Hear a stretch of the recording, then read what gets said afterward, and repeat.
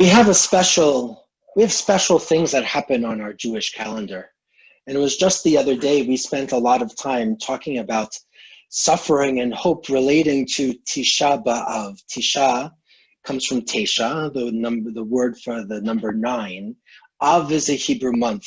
Tisha B'Av is the 9th day of the Hebrew month of Av, and it marks the destruction of the first temple and the second temple, and in other kinds of social ways with myth and memory, it reminds us of other calamities and catastrophes the Jewish people have faced over the centuries. It's a day of mourning. And there's something that's significant to this holy day that was just Thursday, of moving from remembering the suffering to being committed to a place of hope. And one of the things that's really important about Tisha B'Av is that the Shabbat that follows this Shabbat, we have special readings that we say Shabbat morning. And the reading is not just a Torah reading, but there's a special reading because of this time of year for the Haftarah. You see, for the next 7 weeks, we're going to be participating in something of the Haftarah readings that are called Sheva de Nechemta. Sheva is just the number 7. Nechemta, like from Nahum, or the word Nechama, or Menachem. All of those names have the word for comfort in it. So for 7 weeks after Tisha B'Av, when we talk about loss and exile and estrangement and catastrophe, we have 7 weeks of messages coming from the prophet Isaiah of God's nearness and care. And it says in the very beginning of the Haftarah, it says, Nachamu, Nachamu Ami, comfort, comfort my people, comfort them, says God. That's how it starts. So this Shabbat is called Shabbat Nachamu. It's the Sabbath of comfort. And as I was thinking about this, I think that's exactly what we need today, is just some comfort and consolation. The destruction of the ancient temple marked chaos and insecurity. It marked pain and anguish. It was a threat to our people's, our ancestors' existence and to the covenant. And it says again from Isaiah, Nachamu, Nachamu Ami, comfort my people, comfort them, says God. Speak tenderly to Jerusalem. Isaiah is speaking after the destruction of Jerusalem, and it's just a message of bringing presence, comfort, speaking gently to Jerusalem. We have other sources in our Bible, in our scripture, in the Tanakh, that talks about pain, and it talks about loss. Even King David, who was loved by God, cries out to God and says, my God, why have you forsaken me? Why are you so far from delivering me? And from my anguish cry, my God, I cry by day, you do not answer. I cry by night and I have no rest. It comes from the Psalms. And I think what David is crying, we feel often. Somehow we feel distant, we feel disconnected, maybe God's not even on our radar. And perhaps those feelings of being alone has made us feel more and more and more alone. We all have that from time to time.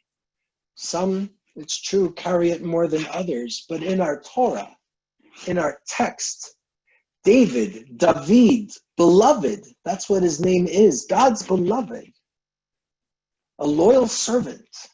Even King David feels that loneliness and insecurity and hardship.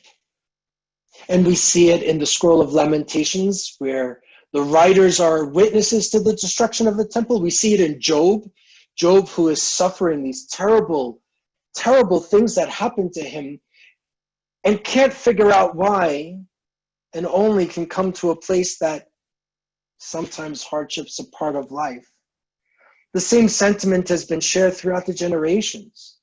We know that people surviving the Shoah and their descendants, their children and their children's children, survivors of the Holocaust, connected to the Holocaust, the Shoah, they certainly have shared this. Other people who have experienced traumas have shared this. Any individual who's had pain or loss can say these words for themselves. So it's only natural to say in religious language that God has forgotten me. But I want to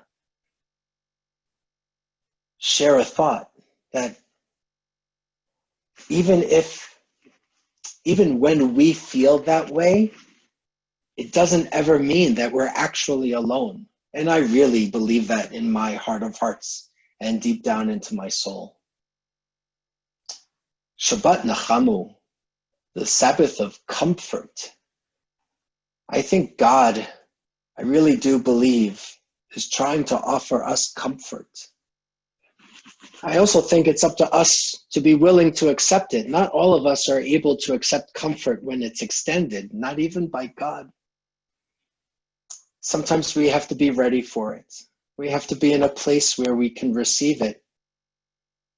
So if we all hurt from time to time and we all desire comfort, we all desire presence, what our tradition is saying today, this Shabbat, is comfort is being extended.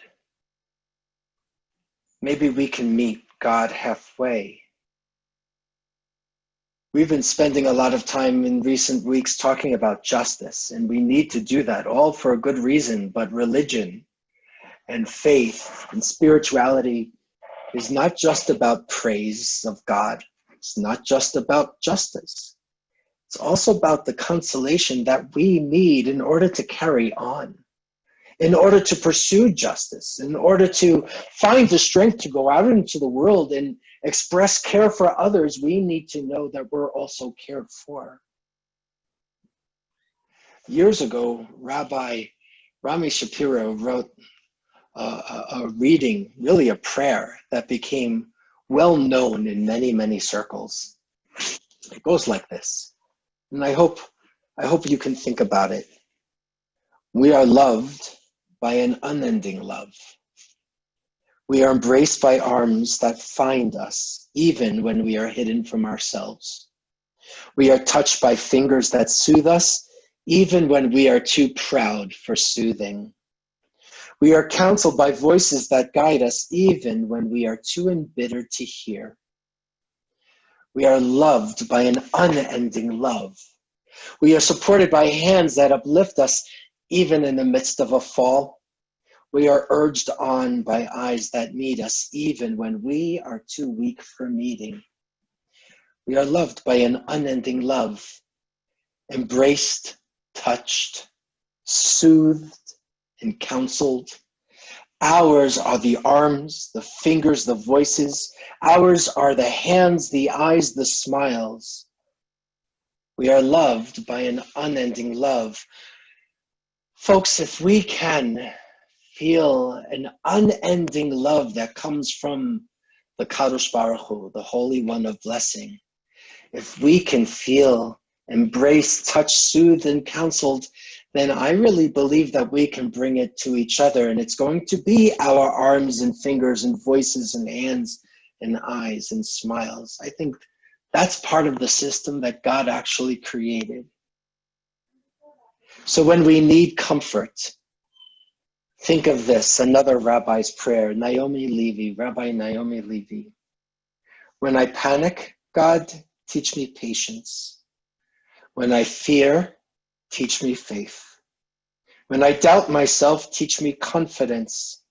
When I despair, teach me hope. When I lose perspective, show me the way back to love, back to life, back to you. Hashivenu Adonai Lecha v'nashuva chadesh yameinu ki kedem. Take us back, Adonai, to yourself, and let us come back to you. Renew our days as of old. Help us to find a sense of return, and please don't ever stop bringing that comfort. Nachamu, Nachamu Ami, we're hearing you. You wanted the prophet to bring comfort to your people Israel and to all of the world.